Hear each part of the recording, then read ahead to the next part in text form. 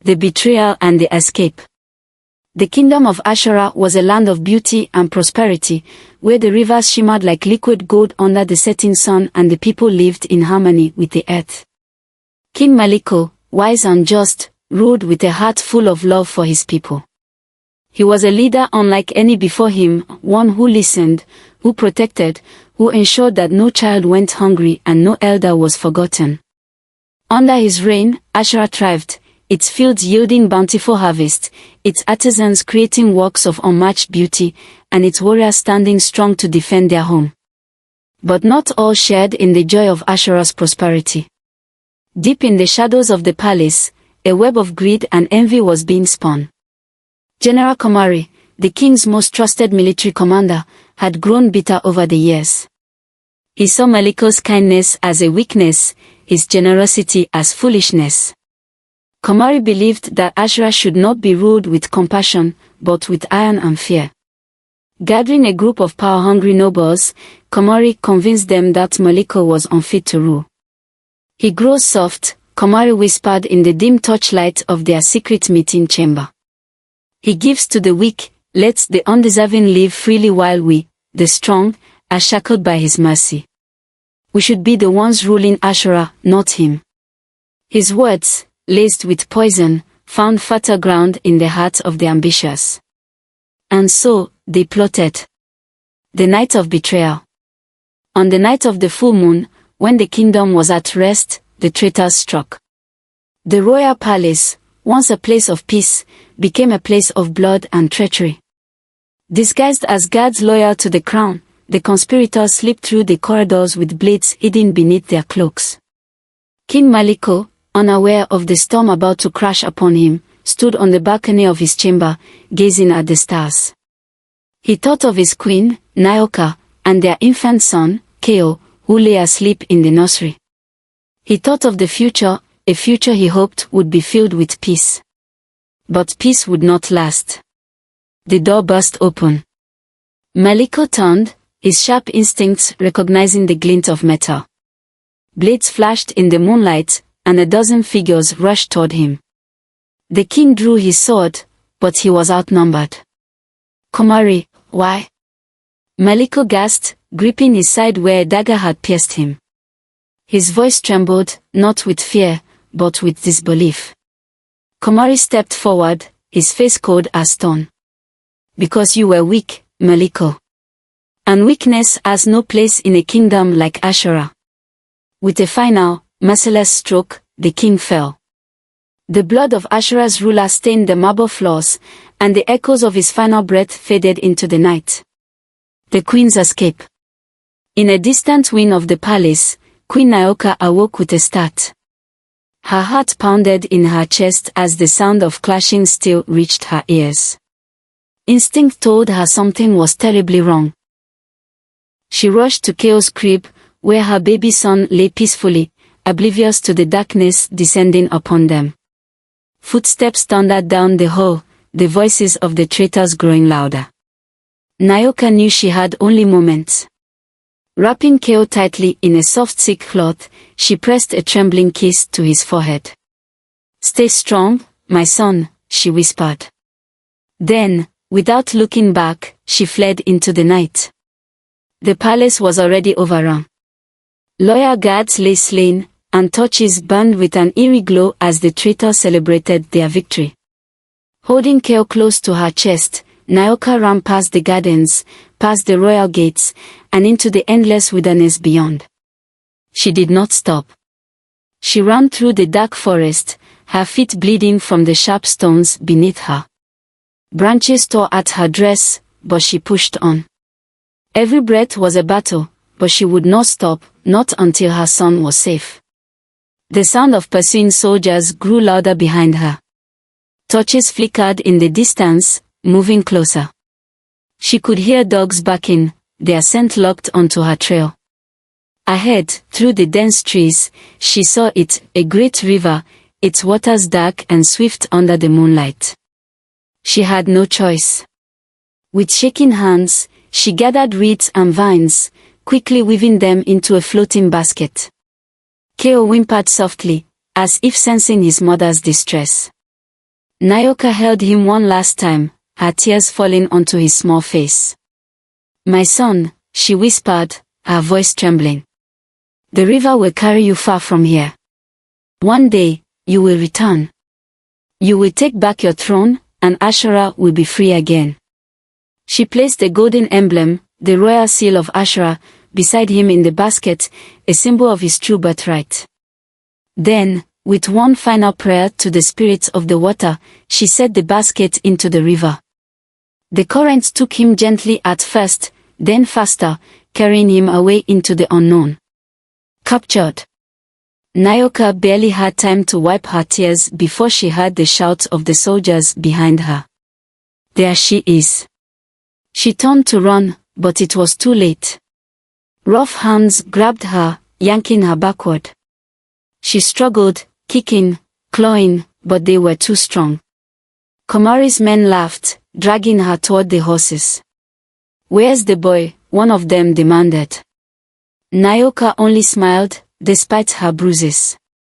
"Far beyond your reach." The soldier scowled and struck her across the face, but Nyoka did not cry out. She had done what needed to be done. As they bound her hands and forced her onto a horse, she looked to the river one last time. She could not see the basket anymore. The current had already carried Keo far away. A faint smile touched her lips. "My son will return," she thought, hope burning in her heart. "And when he does, Ashura will rise again." As she was taken away toward a dark fate, the river rushed on, cradling the infant prince in its watery embrace, carrying him toward a destiny greater than anyone could imagine. Raised by the ocean spirits. The river rushed through the wilderness, carrying the small reed basket deeper into the unknown. The moon cast its silver glow upon the waters, as if guiding the infant prince toward his fate. The cries of war, the shouts of soldiers, and the grief of his mother faded into the distance. As dawn broke, the river stretched wide, its waters turning from fresh to briny. The current quickened, pushing the basket toward the vast, endless ocean. The waves, sensing something unusual, carried the small vessel gently, protecting it from the merciless tides.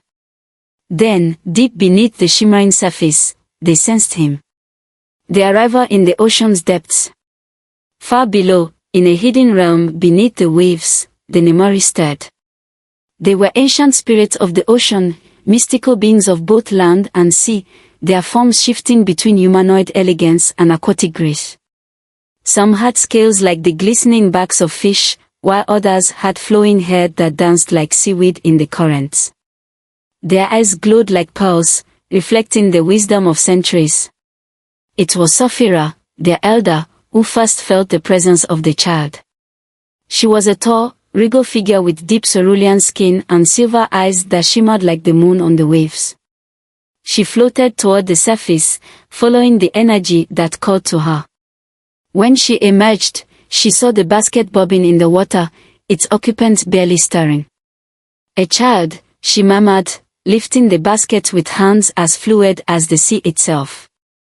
The baby let out a soft gurgling sound, his tiny fingers reaching toward her.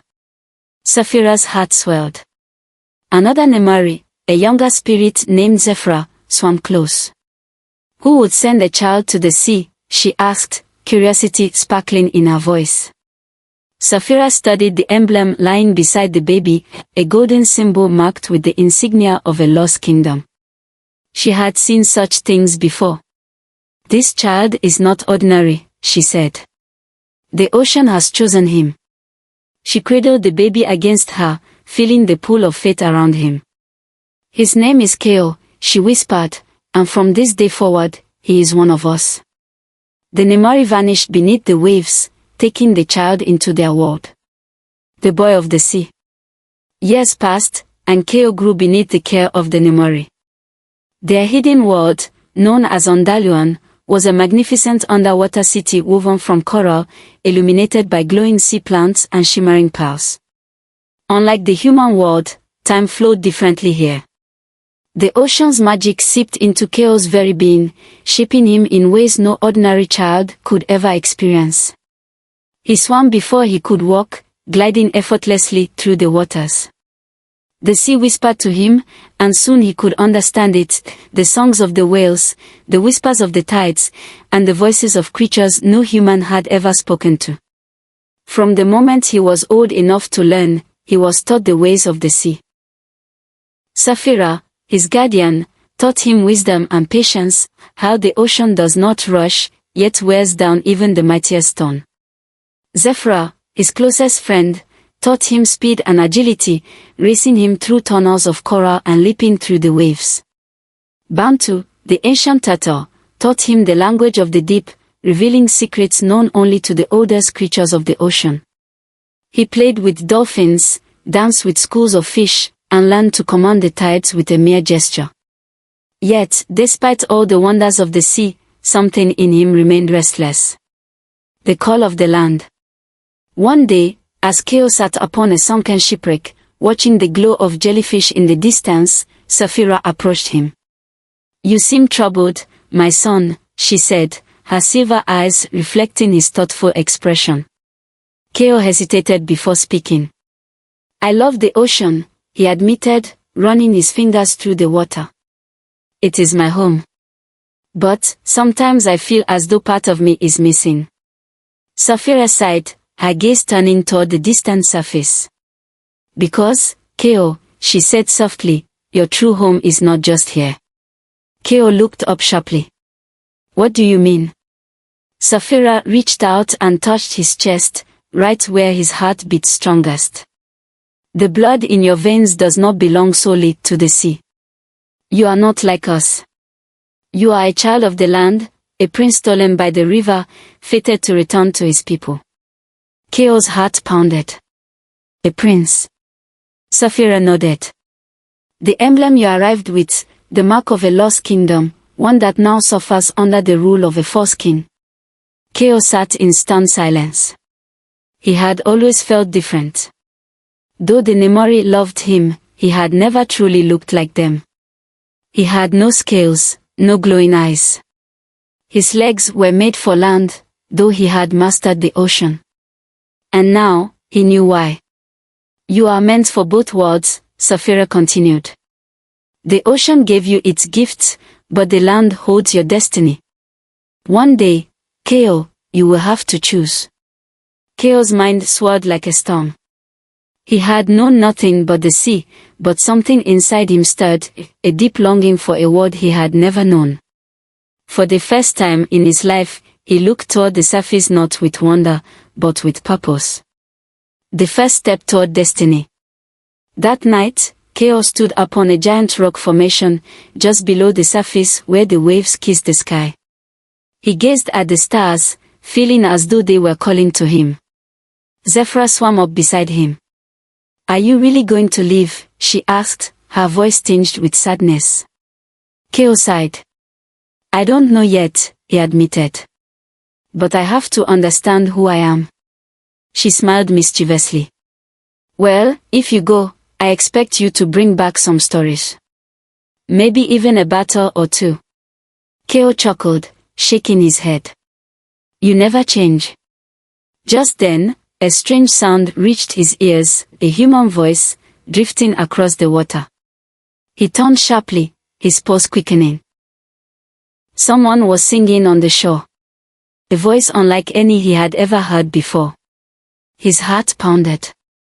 And in that moment, he knew. His journey was about to begin. The call to destiny. The ocean had always been Keo's home, but as he grew into a young man, something within him stirred. It was an ache, one he did not understand, but one he could not ignore. He had everything beneath the waves, the wisdom of Saphira, the laughter of Zephyr, the stories of old Bantu, and the unbreakable bond he shared with the creatures of the deep. But something beyond the ocean's edge called to him, a whisper that carried through the tides, a pull that neither the vast blue depths nor the soothing embrace of the Nemori could quiet. And so, Keo began to watch. Each evening, when the tide was high and the sun dipped low, he swam to the edge of the shore, hiding in the shadows of jagged rocks and coral reefs. He watched humans, the ones who walked on land, who spoke in laughter and shouts, who built their world with their hands and lived beneath the sky. And among them, one person captivated him the most. Her name was Malia, the girl of the shore. Malia was unlike the others. While many humans feared the sea's power, she embraced it. She lived by the shore, braving the crashing waves each day to cast her nets and gather fish. She was strong, fierce, and unafraid. Yet, it was not her strength that mesmerized Keo. It was her voice, a voice that carried over the wind like the soft hum of a seashell. When she sang, it was as if the ocean itself listened. Keo had heard many songs beneath the water, the haunting melodies of whales, the echoing calls of dolphins, and the Nemori's ethereal chants. But Malia's song was different. It was human. It awakened something deep within him. Each day, Keo watched her, entranced by her movements, her laughter, her strength. But he never approached. He was not one of them. Not yet. The beast from the deep. One fateful evening, the tide was unusually high, and the sky turned an eerie shade of red. Keo sensed something was wrong. Beneath the waves, a disturbance rippled, a shadow, ancient and restless, moving through the deep. The ocean whispered in warning. And then, Keo saw it. A massive sea beast, its scales dark as night, its eyes glowing with an unnatural hunger, rose from the depths. It was a creature born from old magic, an ancient terror that surfaced only when the balance of the ocean was disturbed. And it was heading straight for the shore. Straight for Malia. She was waist deep in the water, pulling in her net, unaware of the danger rising behind her. Keo didn't think. He acted. Bursting from the depths, he propelled himself forward faster than any human eye could follow. The sea beast opened its jagged mouth, ready to strike. And then Keo spoke. Enough. His voice rippled through the water, commanding the currents, shaking the ocean floor. The sea beast froze. Its glowing eyes locked onto Keo, recognizing him not as prey, but as something greater. You will not harm her, Keo said, his voice steady, his connection to the ocean undeniable. For a long moment, the beast hesitated. Then, with a low, guttural growl, it lowered its massive head, turned, and disappeared into the abyss. The sea fell silent. Keo turned, and found Malia staring at him. A meeting of two worlds. Malia had never seen anything like him. A man who moved like the sea itself, who spoke and made the ocean listen. Her breath was unsteady as she took a step forward, waves lapping at her feet. What are you? Keo hesitated. He had never spoken to a human before. I am Keo, he said at last. His voice was gentle yet unfamiliar, as if speaking aloud on land was something he was still learning. Malia studied him. You scared that thing away. Keo nodded. It was never meant to come this close to shore. Some forces disrupt the balance, make the old creatures restless. Malia frowned, stepping closer. She was no longer afraid, only curious. You're not normal, she said, tilting her head. You don't belong to the land. But you don't look like the sea spirits the elders speak of either. Keo hesitated. What was he? Finally, he said, I was raised by the sea. Malia's dark eyes flickered with understanding and something else. Then you've never seen Ashura, she asked, stepping fully onto the sand. You don't know what's happening there. Keo felt a shift within him. The name Ashura sent a strange pulse through his veins. I know nothing of the land, he admitted. Malia's gaze darkened. Then you don't know about General Komori. Keo shook his head. Malia let out a slow breath.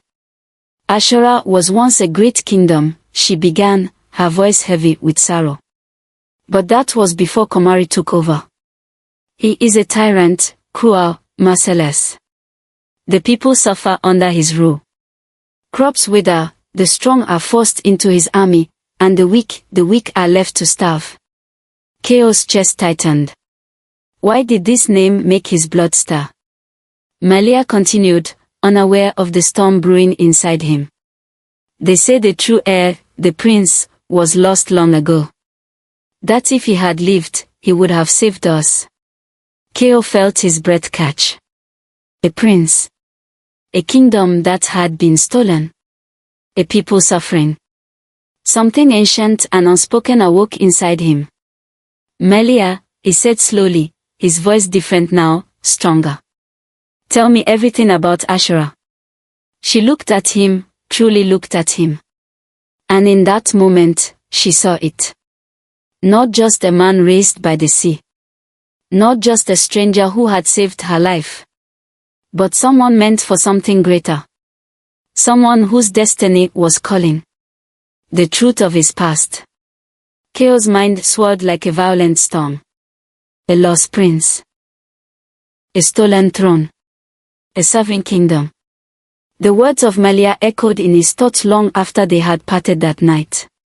General Komari. The true heir. A prince who never returned. A strange, unshakable pull gripped his heart. His entire life had been shaped by the ocean's embrace, but now, the land called to him in a way it never had before. He had to know the truth. And so, at the break of dawn, Keo dove into the depth of the sea, racing toward Ondaluan, the hidden city of the Nemori. He needed answers, and only one person could give them to him. Saphira. The revelation. Saphira was waiting for him. It was as if she already knew why he had come. She stood in the heart of Ondaluan, beneath the great Koa archway, surrounded by the glowing orbs of ancient jellyfish, their light casting an ethereal glow upon her cerulean skin. Keo, she said, her voice like the current, gentle, yet powerful. You have seen something. Keo, still breathless from his journey, nodded. I spoke to a human. A girl named Malia. She told me about Ashura, about a prince who was lost. A kingdom in chains. Saphira sighed, the weight of centuries-old knowledge settling on her shoulders. It is time, she murmured. She reached forward, touching her fingertips to Keo's forehead. At once, his mind filled with visions. A king, standing tall, his presence noble and strong. His father. A queen, with sorrow in her eyes, whispering words of love before placing her baby into the river's arms. His mother. A symbol, golden and proud, the royal emblem of Ashura, carried with him in the basket. And then, flames. Blood. Betrayal. The fall of a kingdom. His father slain. His mother captured, her chains heavy with grief. And him, a helpless infant, drifting away, far from the world he was meant to rule. Keo staggered backward, gasping. The truth struck him with the force of a crashing wave. I am the prince, he whispered. Saphira nodded solemnly. Yes, Keo. You are the rightful king of Ashura. His heart pounded like a drum of war. His mother was still alive, imprisoned by the very man who had stolen his birthright. His people suffered while he had thrived beneath the waves. His fate had been decided the moment the river carried him away. He had to return. But he looked around. The Nemori were his family. The ocean was his home. Could he truly leave it behind? I belong here, he said, his voice breaking. I have always belonged here. Saphira watched him with understanding in her silver eyes. The ocean was your refuge, Keo. But it is not your final destiny. I don't know if I can do this, he admitted. I don't know if I can leave. Saphira smiled softly. You will never leave, not truly. The ocean will always be with you. She reached forward, and the water around them began to shift and swirl, forming a glowing sphere in her hands. The ocean's blessing. This is my gift to you, she said, pressing the sphere against his chest. A part of the sea to carry with you on land. As long as the ocean exists, its power will answer your call. The energy flooded through him, and for the first time, Keo felt something new. The sea inside him. The tides in his blood. The power of the ocean was his to wield. And in that moment, he knew. He would not face this journey alone. A farewell to the sea. Keo stood at the edge of Ondaluan, gazing toward the shimmering surface above. Zephyra floated beside him, her usual playful spirit dimmed with sadness. "So, you're really going?" she asked, her voice barely above a whisper. Keo swallowed hard. "I have to. My people need me." She nodded, then smirked, trying to lighten the weight between them. "Well, just promise me one thing." "What?" She tapped his forehead. "Don't forget how to swim." Keo let out a soft laugh, and for a moment, the ache in his chest eased. Then, Bantu, the ancient turtle, swam forward. His eyes, wise and knowing, studied Keo carefully. "The land is not as kind as the ocean, my boy," he warned. "But it is your path." Keo bowed his head in respect. "I will return," he vowed. "This is my home too." Finally, Saphira approached. "Go, Keo. Find your people. Save them. And never forget the ocean is always watching." With one last deep breath, Keo turned. And with a powerful stroke, he swam toward the surface, toward his destiny. As he broke through the waves, the sun greeted him for the first time as a man of two worlds. The ocean had raised him. But the land was waiting. The fight for Ashura. Keo stood on the shore, the ocean waves lapping at his feet. For the first time in his life, he did not return to the sea. The wind carried the scent of the land, earth, fire, life, and struggle, things he had never known beneath the waves. His heart pounded as he looked at the sprawling lands of Ashura before him. This was his kingdom. Beside him, Melia waited, watching his expression. She could see the storm of emotions in his eyes. "Are you ready?" she asked. Keo exhaled slowly. "I have to be." And with that, they set off toward the resistance. The secret rebels. Melia led Keo through winding trails, past dry riverbeds and abandoned villages. The land was not as he had imagined, it was not vibrant or thriving. It was dying. The fields were barren, the rivers thin and weak. People walked with hollow eyes, their backs bent from hunger and suffering. The sight burned into Keo's heart. This was what Komari had done to Ashura. They arrived at a hidden encampment deep in the forest, where the last remnants of Ashura's warriors and rebels had gathered. At the center of the camp stood Django, a battle-worn warrior with scars tracing his dark skin like the map of 1,000 battles. His sharp eyes fell upon Keo with suspicion. "This is the one you bring?" Django asked Malia, his deep voice laced with doubt. "A stranger from the sea." Malia stepped forward. "Not just any stranger." Keo reached into his satchel and pulled out the golden emblem, the royal seal of Ashura. Gasps filled the air as the warriors recognized the symbol of the lost prince. Django stepped forward, studying Keo's face carefully. For the first time in decades, there was hope in his eyes. You have your father's eyes," Django murmured. Then, after a long pause, he sank to one knee. "The true king of Ashura has returned."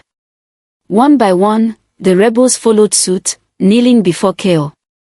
Keo felt a fire ignite within him. This was his moment. "We fight," he declared. "Not just for my mother. Not just for revenge.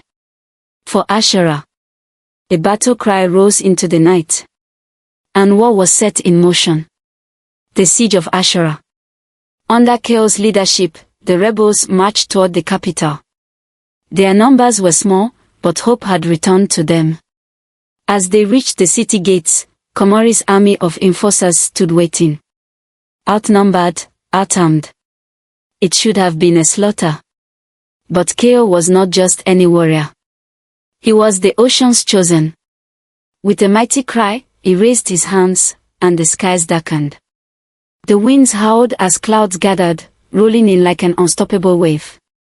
The air filled with the scent of rain, and then, it began to pour. But it was not normal rain. It carried the magic of the sea. Water rushed into the streets, flooding the battlefield, swallowing the enemy's defenses. From the depths of the flood, creatures emerged, serpents of the sea, mighty fish with armored scales, and even sharks, their eyes gleaming with chaos command. The battle erupted. Django and the rebels charged as Chaos strode forward, his hands guiding the very tides of war. Komori's soldiers faltered, stunned by the sight of waterborne warriors fighting beside men of the land. But Komori was not easily shaken. From the palace walls, he unleashed his elite guard, ruthless killers trained for one purpose: crush the rebellion. The battle turned savage. Malia fought beside Keo, her spear swift as lightning, cutting through enemy lines. Django led the charge, his war cries shaking the battlefield. And Keo was the storm itself. With a sweep of his arm, a tidal wave crashed through the city, sweeping away enemy forces. With a whispered word, the river broke its banks, turning against those who had once controlled it. With his bare hands, he fought, his strength unmatched, his eyes burning with ancestral power. For a moment, victory seemed close. And then, everything changed.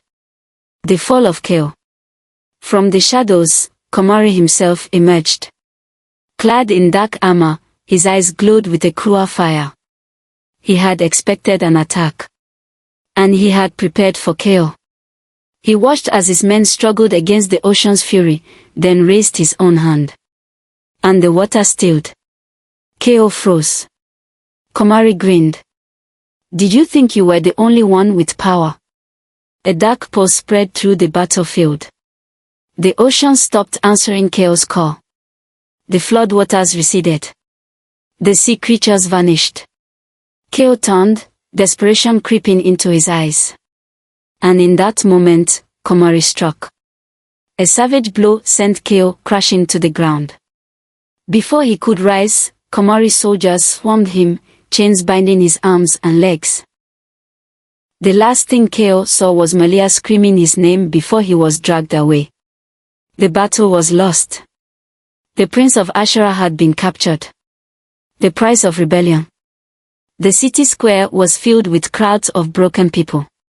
They had been forced from their homes to witness the execution of the so-called false prince. Keo knelt before them, his hands bound in iron shackles. Bruised, bloodied, but unbowed. Komori stood before him, his face a mask of triumph. This, he called to the crowd, is what happens to those who defy me. The people watched in silence. But their eyes, they were not defeated. Keo lifted his head, meeting their gazes. And in that moment, something shifted. They did not see a broken man. They saw their king. The rise of the ocean prince. Keo knelt in the city square, his hands bound in iron, his body battered but unbroken. The people of Ashura stood in silent anticipation, their eyes filled with fear and longing. They had been forced to gather here, to witness the execution of their true king. General Komori stood before the crowd, his dark armor gleaming beneath the cruel midday sun. This is what happens, Komori declared, to those who dare to defy me. The executioner, a towering brute with a rusted blade, stepped forward. He raised his sword high, its edge glinting above Keo's bowed head. The moment hung in the air, stretched tight like a rope about to snap. Keo closed his eyes and called upon the ocean. The return of the sea. It started as a whisper. A distant rumbling, deep beneath the earth. The ground trembled. The air shifted. And then, a mighty roar thundered through the city as the ocean answered his call.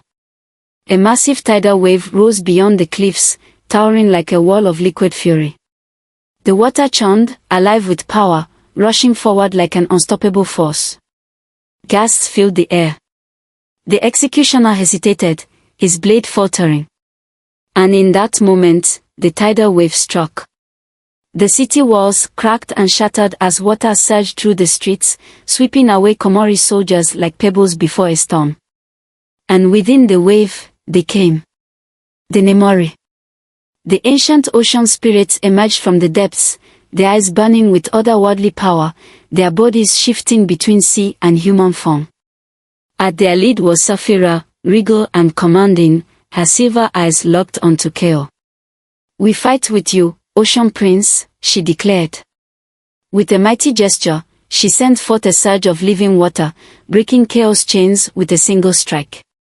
Keo rose to his feet, his power restored. He was no longer just a prince. He was the storm. The fall of Komori.